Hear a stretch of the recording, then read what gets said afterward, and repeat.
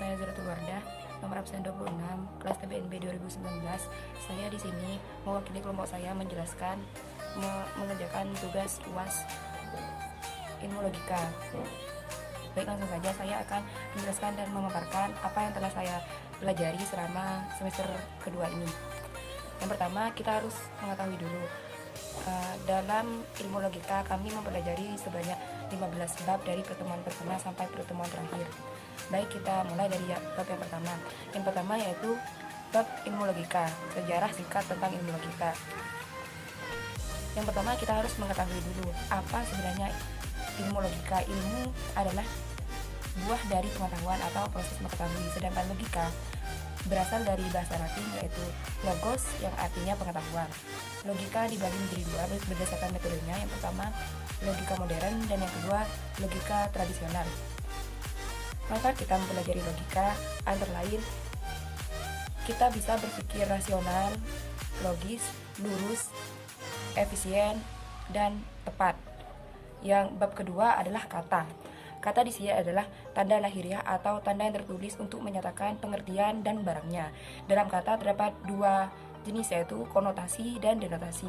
Konotasi adalah seluruh isi yang dimaksudkan oleh term. Sedangkan denotasi adalah segala hal yang ditunjuk oleh term. Dalam bab yang ketiga, kami mempelajari definisi. Definisi adalah sebuah pengetahuan yang kita butuhkan. Bab yang keempat, klasifikasi. Klasifikasi dapat diartikan sebagai pengelompokan barang yang sama dan pemisahan barang yang berbeda sesuai dengan spesiesnya. Yang kelima adalah proposisi. Proposisi adalah unit terkecil pemikiran yang sempurna. Misalnya, contohnya adalah ayam adalah hewan,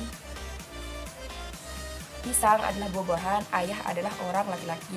Yang keenam adalah oposisi. Oposisi adalah pertentangan dari beberapa pertanyaan yang berbeda.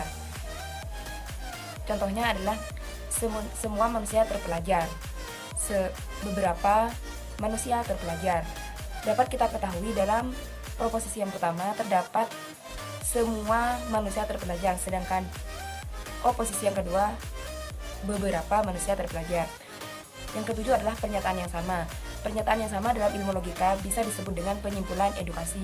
Teknik penyimpulan edukasi adalah konversi, obversi, kontraposisi, dan inversi. Yang kedelapan adalah silogisme. Silogisme adalah bentuk penyimpulan secara tidak langsung.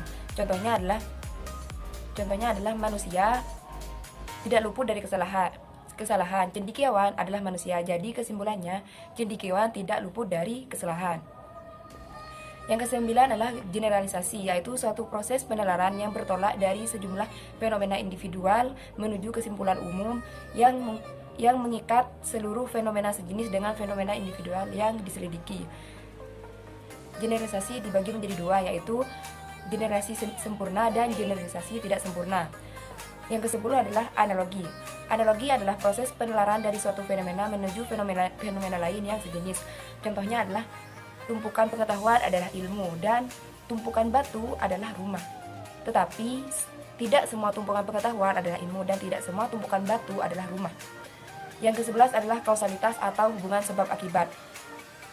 Bab yang ke-12 adalah penjelasan. Penjelasan adalah sekelompok proposisi yang menerangkan fakta sehingga tidak ada keraguan yang menyelubungi fakta tersebut.